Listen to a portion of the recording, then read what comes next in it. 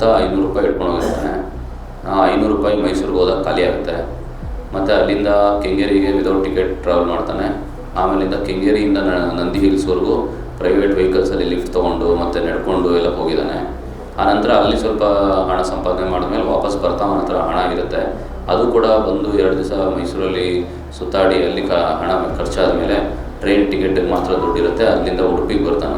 Mangaluru train ತೊಗೊಂಡು ಉಡುಪಿಯಲ್ಲಿ ಯಾವುದೋ ಹಣ ಇದ್ದಿದ್ದ ಕಾರಣಕ್ಕೆ ನಿನ್ನೆ ಅಲ್ಲಿ ಪರ್ಚೇಸ್ ಮಾಡೋಕ್ಕೆ ಹೋದಾಗ ಸಿಕ್ಕಾಕೊಂಡಿರುವಂಥದ್ದು. ಅದಕ್ಕೋಸ್ಕರ ಬಂಟ್ವಾಳ ಗ್ರಾಮಾಂತರ ಪೊಲೀಸ್ ಠಾಣಾ ವ್ಯಾಪ್ತಿಯ ಮೊಕದ್ದಮೆ ಸಂಖ್ಯೆ 17/25 ಇದರಲ್ಲಿ ಏನು ಕಳೆದ ಫೆಬ್ರವರಿ 25ನೇ ತಾರೀಕು ದಿಗಂತ್ ಎಂಬ ಒಬ್ಬ ಹುಡುಗ 17 ವರ್ಷದವನು ನಾಪತ್ತೆಯಾಗಿರ್ತಾನೆ. ಆ ಸಂಬಂಧ ಅವತ್ತಿಂದ ಪ್ರಕರಣ ದಾಖಲಾದ ನಂತರದಿಂದ ತನಿಖೆಯನ್ನು ಮುಂದುವರಿಸ್ತಾ ಒಂದು ವಿಶೇಷ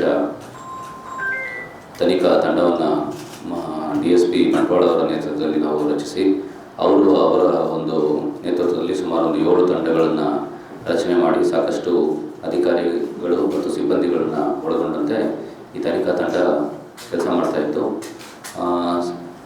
ಸುಮಾರು 10 ದಿನಗಳ ಕಾಲ ತನಿಖೆಯನ್ನು ಮಾಡಿದ ನಂತರ ಅದು ವಿವಿಧ ಆಯಾಮಗಳಲ್ಲಿ ಏನು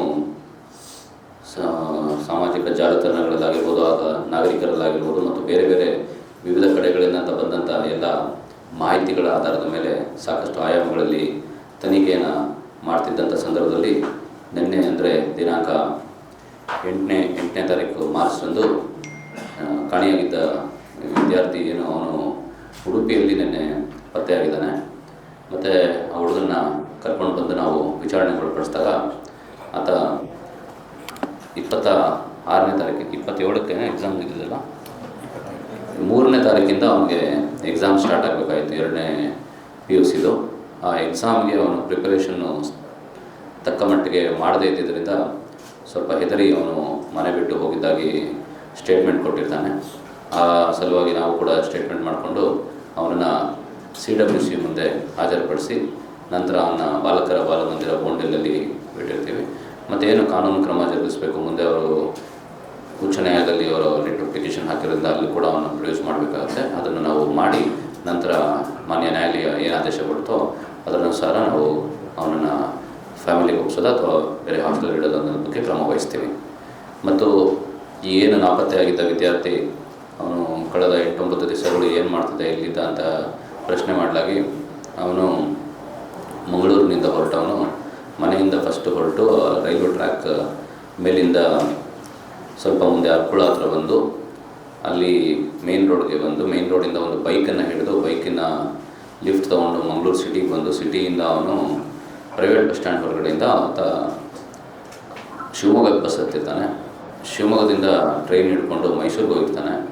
ಮೈಸೂರಿನಿಂದ ಮತ್ತು ಕೆಂಗೇರಿಗೆ ಹೋಗಿ ಕೆಂಗೇರಿಯಿಂದ ನಂದಿ ಬೆಟ್ಟದ ಹತ್ರ ಹೋಗಿ ಅದೊಂದು ಖಾಸಗಿ ರೆಸಾರ್ಟ್ನಲ್ಲಿ ಒಂದು 2 ದಿವಸ ಕೆಲಸ ಮಾಡಿ ಒಂದು ಸ್ವಲ್ಪ ಹಣ ಗಳಿಸಿ ಮತ್ತೆ ವಾಪಸ್ಸು ಅದೇ ರೂಟ್ನಲ್ಲಿ ನಂದಿ ಹಿಲ್ಸಿಂದ ಕೆಂಗೇರಿಗೆ, ಕೆಂಗೇರಿಯಿಂದ ಮೈಸೂರಿಗೆ, ಮೈಸೂರಿನಿಂದ ನಿನ್ನೆ ಅಂದರೆ ಮೊನ್ನೆ ರಾತ್ರಿ ಟ್ರೈನ್ ಹತ್ತಿ ಮುರುಡೇಶ್ವರ ಎಕ್ಸ್ಪ್ರೆಸ್ಸು ನಿನ್ನೆ ಬೆಳಗ್ಗೆ ಬಂದು ಉಡುಪಿಯಲ್ಲಿ ಅಲೈಟ್ ಆಗಿರ್ತಾನೆ. ಉಡುಪಿಯಲ್ಲಿ ಇಳಿದು ನಂತರ ಅವನಿಗೆ ಹಣ ಎಲ್ಲ ಖರ್ಚಾಗಿರುತ್ತೆ. ಹಣ ಖರ್ಚಾದ ನಂತರ ಅವನಿಗೆ ಊಟಕ್ಕೆ ಮತ್ತು ಒಂದು ಬಟ್ಟೆ ತೊಗೊಳಕ್ಕೆ ಅಂತ ಹೇಳಿ ಅಲ್ಲಿನ ಒಂದು ಸ್ಥಳೀಯ ಅಂಗಡಿಗೆ ಹೋಗಿ ಅಲ್ಲಿ ಪರ್ಚೇಸ್ ಮಾಡಿ ದುಡ್ಡಿಲ್ಲದೆ ಇರೋ ಕಾರಣಕ್ಕೆ ಒಂದು ಸ್ವಲ್ಪ ಅಲ್ಲಿಂದ ಓಡಲಿಕ್ಕೆ ಪ್ರಯತ್ನ ಮಾಡಿದಾಗ ಅಲ್ಲಿ ಪ್ರಶ್ನೆ ಮಾಡ್ತಾರೆ ಹಿಡ್ಕೊಂಡು ಯಾರು ಏನು ಅಂತ. ನಂತರ ಅವನ ಬಗ್ಗೆ ಮಾಹಿತಿನ ಪೊಲೀಸರು ಕೊಡ್ತಾರೆ. ಪೊಲೀಸರು ಇಮಿಡಿಯೇಟಾಗಿ ಹೋಗಿ ಅವನನ್ನು ಸೆಕ್ಯೂರ್ ಮಾಡ್ತಾರೆ. ಉಡುಪಿ ಪೊಲೀಸರು ಸೆಕ್ಯೂರ್ ಮಾಡಿ ನಂತರ ಅದನ್ನು ದಕ್ಷಿಣ ಕನ್ನಡ ಪೊಲೀಸರು ಹೋಗಿ ಅವನನ್ನು ಕರ್ಕೊಂಡು ಬಂದು ಏನು ಕಾನೂನು ಕ್ರಮ ತೊಗೊಳ್ಬೇಕಾಗಿತ್ತು ಅದನ್ನೆಲ್ಲ ತೊಗೊಂಡಿದ್ದಾರೆ. ಈಗ ಅವನು ಹೋಗ್ತಾ 500 ರೂಪಾಯಿ ಇಟ್ಕೊಂಡು ಹೋಗಿರ್ತಾನೆ. ಆ 500 ರೂಪಾಯಿ ಮೈಸೂರಿಗೆ ಹೋದಾಗ ಖಾಲಿ ಆಗುತ್ತೆ. ಮತ್ತು ಅಲ್ಲಿಂದ ಕೆಂಗೇರಿಗೆ ವಿದೌಟ್ ಟಿಕೆಟ್ ಟ್ರಾವೆಲ್ ಮಾಡ್ತಾನೆ. ಆಮೇಲಿಂದ ಕೆಂಗೇರಿಯಿಂದ ನಂದಿ ಹಿಲ್ಸ್ವರೆಗೂ ಪ್ರೈವೇಟ್ ವೆಹಿಕಲ್ಸಲ್ಲಿ ಲಿಫ್ಟ್ ತೊಗೊಂಡು ಮತ್ತು ನಡ್ಕೊಂಡು ಎಲ್ಲ ಹೋಗಿದ್ದಾನೆ. ಆನಂತರ ಅಲ್ಲಿ ಸ್ವಲ್ಪ ಹಣ ಸಂಪಾದನೆ ಮಾಡಿದ್ಮೇಲೆ ವಾಪಸ್ ಬರ್ತಾ ಅವನ ಹತ್ರ ಹಣ ಇರುತ್ತೆ. ಅದು ಕೂಡ ಬಂದು 2 ದಿವಸ ಮೈಸೂರಲ್ಲಿ ಸುತ್ತಾಡಿ ಅಲ್ಲಿ ಹಣ ಖರ್ಚಾದ ಮೇಲೆ ಟ್ರೈನ್ ಟಿಕೆಟಿಗೆ ಮಾತ್ರ ದುಡ್ಡಿರುತ್ತೆ. ಅಲ್ಲಿಂದ ಉಡುಪಿಗೆ ಬರ್ತಾನೆ. ಮಂಗಳೂರು ಟ್ರೈನ್ ತೊಗೊಂಡು ಉಡುಪಿಯಲ್ಲಿ ಯಾವುದೋ ಹಣ ಇದ್ದಿದ್ದ ಕಾರಣಕ್ಕೆ ನಿನ್ನೆ ಅಲ್ಲಿ ಪರ್ಚೇಸ್ ಮಾಡೋಕ್ಕೆ ಹೋದಾಗ ಸಿಕ್ಕಾಕೊಂಡಿರುವಂಥದ್ದು. ಏನು ಅವನ ಚಪ್ಪಲಿ ಮೇಲೆ ಇದ್ದಂಥ ರಕ್ತ ಅವನಿಗೆ ಹಿಮ್ಮಡಿಯಲ್ಲಿ ಅಂದರೆ ಪಾದದಲ್ಲಿ ಒಂದು ಗಾಯ ಆಗಿರುತ್ತೆ. ಆ ಗಾಯದ ರಕ್ತ ಅವನು ಚಪ್ಪಲಿ ಬಿಟ್ಟು ಅದ್ರ ಮೇಲೆ ಕಾಲಿಟ್ಟು ಒರೆಸ್ತಾನೆ ಚಪ್ಪಲಿನ. ಆಗ ಅದನ್ನು ಅಂಟ್ಕೊಂಡಂಥ ರಕ್ತ ಅಂತ ಆ ಹುಡುಗ ಕೊಟ್ಟಿರೋಂಥ ಸ್ಟೇಟ್ಮೆಂಟ್.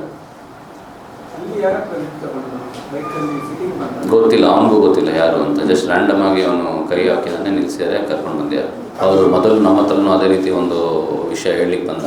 ನಂತರ ನಾವು ಅವನ್ನ ಡೀಟೇಲ್ ಆಗಿ ಸ್ವಲ್ಪ ಸಮಾಧಾನಪಡಿಸಿ ಊಟ ಮಾಡಿಸಿ ಕ್ವೆಶನ್ ಮಾಡಿದಾಗ ನಂತರ ಅವನು ಇಲ್ಲ ಈ ರೀತಿ ಎಕ್ಸಾಮ್ಗೆ ಎದುರ್ಕೊಂಡು ನಾನು ಹೋದೆ ಅಂತ ಇರೋ ವಿಷಯನ ನೇರವಾಗಿ ಹೇಳಿರ್ತಾನೆ. ನಮಗೂ ಫಸ್ಟ್ ಕಳವಳ ಆಯಿತು, ಯಾರಾದರೂ ಈ ಥರ ಏನಾದ್ರು ಆಗಿರ್ಬೋದು ಅಂತ.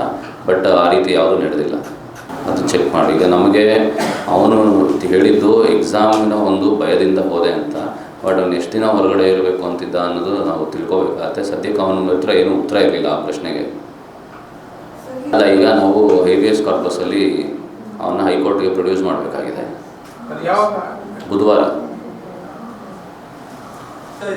ಅವನದೇ ಮೊಬೈಲು ಅಲ್ಲಿ ಬಿಟ್ಟು ಹೋಗಿರ್ತಾನೆ. ಅವನು ಮೊಬೈಲು ಮತ್ತು ಚಪ್ಪಲಿ ಮತ್ತು ಒಂದು ಪತ್ರ ಕೂಡ ಅಲ್ಲಿ ಎಸೆದು ಹೋಗಿರ್ತಾನೆ. ಯಾವುದೇ ಎವಿಡೆನ್ಸ್ಗಳನ್ನು ಅವನು ತೊಗೊಂಡು ಹೋಗಬಾರ್ದು ಅನ್ನೋ ಒಂದು ಬೇಸಿಕ್ ನಾಲೆಜ್ ಅವನಿಗಿರುತ್ತೆ. ಹಾಗಾಗಿ ಅದನ್ನೆಲ್ಲ ಬಿಟ್ಟು ಹೋಗಿರ್ತಾನೆ. ಯಾರನ್ನೂ ಕಾಂಟ್ಯಾಕ್ಟ್ ಮಾಡಿಲ್ಲ. ನಾವು ಕೂಡ ವಾಚ್ ಮಾಡ್ತಾಯಿದ್ವಿ ಯಾರನ್ನಾದ್ರೂ ಕಾಂಟ್ಯಾಕ್ಟ್ ಮಾಡ್ತಾನಂತ, ಅವನ ಸ್ನೇಹಿತರನ್ನಾಗಿರ್ಬೋದು, ಕಾಲೇಜ್ ಮೇಟ್ಸ್ನಾಗಿರ್ಬೋದು ಅಥವಾ ಫ್ಯಾಮಿಲಿನಾಗಿರ್ಬೋದು. ಬಟ್ ಅವ್ನು ಯಾರನ್ನೂ ಕಾಂಟ್ಯಾಕ್ಟ್ ಮಾಡಿರಲಿಲ್ಲ ಈ ಒಂದು 10 ದಿನಗಳ ಸಂದರ್ಭದಲ್ಲಿ. Is not bad. 10th 80% ತೊಗೊಂಡಿದ್ದಾನೆ, 79 point something. But ಈ ಸಂದರ್ಭದಲ್ಲಿ ಸ್ವಲ್ಪ ಲಾಸ್ಟ್ ಮೂಮೆಂಟಲ್ಲಿ ಎಕ್ಸಾಮ್ ಫಿಯರ್ ಜಾಸ್ತಿ ಆಯಿತು ಅಂತ ಅನಿಸುತ್ತೆ. He needs to be treated by psychiatrist also.